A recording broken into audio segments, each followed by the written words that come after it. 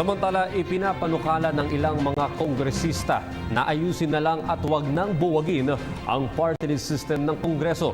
Gita mga ito, maraming na itutulong ang party list group sa lehislatibo kaya hindi ito dapat tanggalin. Ang detalye mula kay Jervis Manahan via phone patch.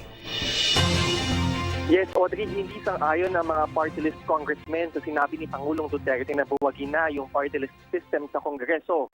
Nauna na kasing sinabi ni Pangulong Duterte na sa bagong konstitusyon na bubuuin sa isasagawang charter change ay dapat wala na raw yung mga party list dito. Inabuso na raw kasi ito ng mga mayayaman para makakuha sila ng mga posisyon sa mababang kapulungan. Ayon kay ACT Teachers Party List Representative Antonio Tino, ang dapat isagawa ngayon ay ayusin ito at hindi totally na ibasura. Mas dapat daw kasi napagtuunan ng pansin yung pagbabasura ng political dynasties na talaga namang nakakasira sa ating political system. Nakikiusap naman si Representative Alito Atienza ng Buhay Party List na huwag na nga sanang i-abolish ang party list dahil sila naman daw talaga yung mga representante ng marginalized sectors sa mababang kapulungan. Depensa pa niya ay mas masipag daw yung mga party list congressmen kumpara sa mga district congressmen. Yung party list congressmen daw kasi ay may mga advokasya at mga ideolohiya na kanilang ipinaglalaban.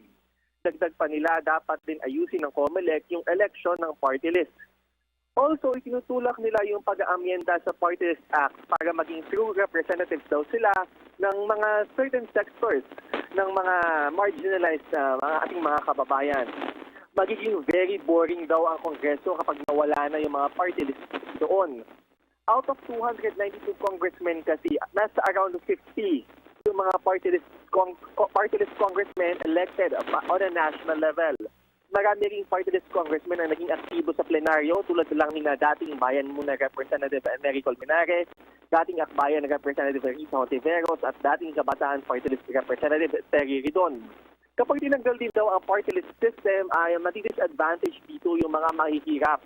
Pero qualified na tumakbo sa Kongreso dahil yung mga mahihirap daw ay wala naman talagang kakayanan na tumakbo bilang mga district congressman. Yan muna ang latest mula dito sa Batasang Pambansa para sa PTV News, Jervis Manahan. Ako po si Cathy San Gabriel. Subscribe na sa PTV YouTube channel. I-click lang po ang subscribe button.